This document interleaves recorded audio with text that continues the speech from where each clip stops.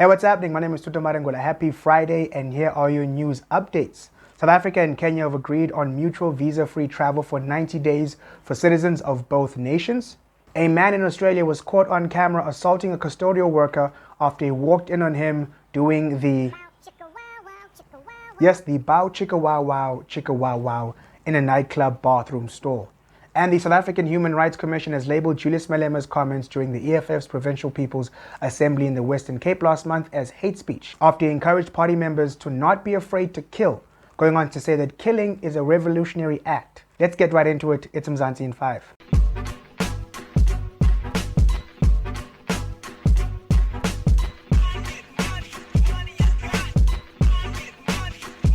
Let's start off with Nairobi, Kenya, where President Cyril Ramaphosa has announced that Kenyans will be allowed to travel to South Africa visa-free for a total of 90 days, starting in January 2023. The agreement was made in Kenya during Ramaphosa's 2-day state visit, and he said the bilateral relations would boost trade and investment. Now, I'm lucky enough that my Twitter algorithm leans towards slightly progressive and more informed accounts, so most of the responses to this news was positive. However, stepping out of my own political bubble, I found a lot of negativity, and people obviously bringing up the proverbial argument of open borders and illegal immigration. So it's important to note that this agreement pertains to legal immigration. Legal. And before I get into the economics of it all, I want to mention that currently South Africans that travel to Kenya are granted 90-day visas upon arrival, while Kenyans that travel to South Africa are granted the same thing, but only after providing proof of a return ticket home. So there's no major overhaul of immigration policy being done here. It's merely a formality and a show of good faith for the purpose of diplomacy. Now, on the economic side of it, it makes total sense. Not only is Kenya the richest country in Central and East Africa, it also has the fastest growing economy in that region, with a GDP growth rate of 5% per annum. Our GDP, by the way, is currently on a 0.7% decline. My point being that having bilateral visa-free travel between the strongest economy in East Africa and the strongest economy in Southern, if not all of Africa, is a good thing. In layman's terms, having two strong legs to run on is a whole lot better than hopping around on one. Let's move on. A man in Australia was given a 1-year suspended jail sentence after he assaulted a bathroom cleaner who walked in on him while he was engaging in a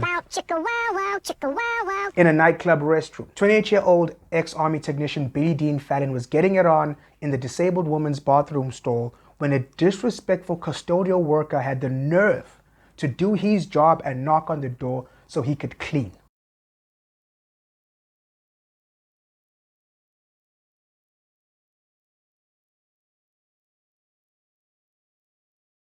I have so many questions here. Number one, why is he shirtless? In the realm of priorities, why is your shirt the first thing you take off in that situation? And also, dude, who raised you? Why a nightclub bathroom? Those places are disgusting. Do you not have a home? That was lightning.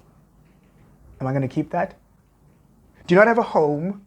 Another question. Why are there cameras in the bathrooms? And finally, how did you think this was going to end, Mr. Billy Dean Fallon? You're just going to beat the cleaner up and then turn to your girl and say, "Get back in the shitter, Megan, we've got unfinished business." Moving on. Let's talk about the EFF party leader and uncle who just found out that you turned 18 last week, Julius Malema.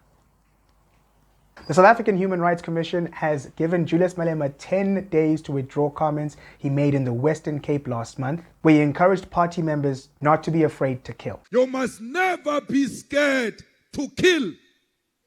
A revolution demands that at some point there must be killing, because the killing is part of a revolutionary act. Okay, let me stop you right there, weird uncle. It looks like he's saying, "Smell my finger." No thanks. We are currently not in need of a racially motivated violent revolution. That shit was 28 years ago. What we need right now is a ballot revolution, where young people are encouraged to go out and vote in the next election. What we need is a revolution of ideas. And if people are drawn to ideas, then they'll vote for your party. What we don't need is violent rhetoric encouraging people to kill, especially in a country where 71 people were murdered every day between April and June of this year, which is a number that is higher than nations that are actually dealing with drug cartels like Mexico or Colombia. I'm cultured. And someone commented on a previous episode by saying, and I quote, "I hate people like you. because you only advance the white narrative that everything is wrong in South Africa. Cool. So, fuck off, like all the way off. And I'd like to respond with a quote of my own by James Baldwin. And I'm just going to replace America with South Africa. I love South Africa more than any country in the world. And exactly for this reason, I insist on the right to criticize her perpetually. Everything isn't wrong in South Africa. There's so many things that are great. But what Julius Malema said is not one of them.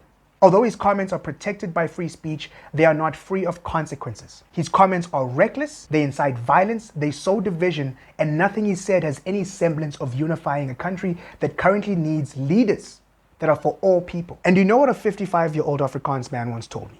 You wouldn't believe how many Afrikaners would vote for the EFF if Julius Malema didn't make everything about race and violence. Now granted, this was 2 years ago. He might have changed his mind since then, and Afrikaans people are not a monolith. But just hearing that from an old conservative white man is enough to show you how much potential that party has. If only it sought to unite instead of divide. That's it. Thank you so much for watching. Happy Friday. Have a great weekend. My name is Tuta Marangula, and this is Mzansi in 5.